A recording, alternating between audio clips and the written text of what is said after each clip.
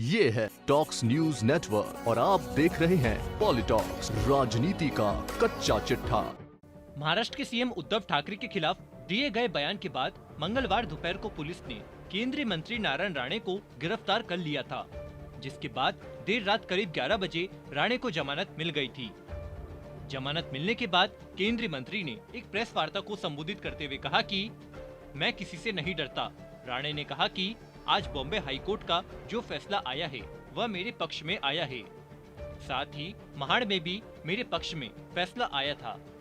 राणे ने कहा कि दोस्तों, मेरी 17 सितंबर तक अगली सुनवाई है और तब तक मैं कुछ ज्यादा नहीं बोलूंगा। केंद्रीय मंत्री राणे के बयान के बाद उद्धव ठाकरे का भी एक पुराना बयान सोशल मीडिया पर वायरल हो रहा है, जिसमें उद्धव ने यूपी सीएम योगी आदित्यनाथ को चप्पल से मारने की बात कही थी। ठाकरे के इस बयान का जिक्र करते हुए नारायण राणे ने कहा कि उद्धव ठाकरे ने उत्तर प्रदेश के योगी आदित्यनाथ को कहा था चप्पल से मारना चाहिए। मैं पूछना चाहता हूं कि क्या वो अपराध नहीं था। राणे ने आगे उद्धव ठाकरे के अन्य बयानों का जिक्र करते हुए कहा कि उद्धव ठाकरे ने एक बार कहा था कि अगर सेना भवन के बारे में कोई कुछ भी बोला तो उसका मुंह तोड़ो। क्या उनके इस बयान पर केस दर्ज नहीं होना चाहिए? साथ ही साथ उन्होंने अमित शाह के बारे में बयान दिया था। नारायण राणे ने आगे कहा कि मैं ज्यादा तो कुछ नहीं बोलूंगा, लेकिन आप लोग आए हैं तो मैं बात करूंगा।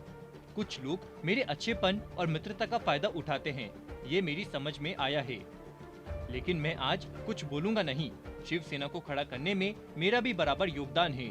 राणे ने आगे कहा कि गिरफ्तारी के बाद भी मेरी जन आशीर्वाद यात्रा जारी रहेगी। शुक्रवार को सिंधुदुर्ग जाने की जानकारी देते हुए राणे ने कहा कि गिरफ्तारी के दौरान पार्टी उनके साथ खड़ी रही। वहीं देवेंद्र फडणवीस द्वारा राणे के बयान का समर्थन न किए जाने के सवाल पर राणे ने कहा कि मैंने कुछ भी गलत नहीं कहा और मैं अपने बयान पर अब भी कायम हूँ, लेकिन यदि देवेंद्र फडणवीस कहते हैं कि यह गलत है तो मैं स्वीकार कर लूंगा, क्योंकि वह हमारे मार्गदर्शक है। प्रेस वार्ता के दौरान नारायण राणे ने सुशांत सिंह राजपूत की मैनेजर दिशा सालियान की मौत का भी मुद्दा उठाया। राणे ने कहा कि मैं दिशा सालियान के मामले को निर्णायक मुकाम तक पहुंचाऊंगा और जब तक दोषियों को सजा नहीं हो जाती मैं चैन से नहीं बैठूंगा। आपको बता दें कि पिछले साल 8 जून को मुंबई की एक बिल्डिंग के 14वें माले से गिरकर दिशा सालियान की मौत हो गई थी। उसके बाद नारायण राणे ने दावा किया था कि दिशा की पोस्टमार्टम रिपोर्ट में उनके प्राइवेट पार्ट पर चोट की बात सामने आई थी। वहीं राणे ने इस पूरे मामले में महाराष्ट्र सरकार के एक मंत्री की संलिप्तता का भी जिक्र किया था। वहीं नारायण राणे की गिरफ्तारी को लेकर ठाकरे सरकार में प्रभारी मंत्री और दिग्गज नेता अनिल परब का ऑडियो वीडियो सोशल मीडिया पर वायरल हो रहा है। अनिल परब के इस वायरल वीडियो में अनिल परब बिना किसी वारंट के ही नारायण राणे को गिरफ्तार करने के आदेश देते दिखाई दे रहे हैं। रत्नागिरी में एक प्रेस कॉन्फ्रेंस के दौरान अनिल परब के पास एक कॉल आया, जो कि माना जा रहा है कि किसी पुलिस अधिकारी का था। अनिल परब इस कॉल पर कहते सुनाई दे रहे हैं कि क्या कर रहे हो तुम, उसे गिरफ्तार क्यों नहीं कर रहे हो, उसे हिरासत में क्यों नहीं ले रहे हो, तुम्हें ऐसा करना होगा।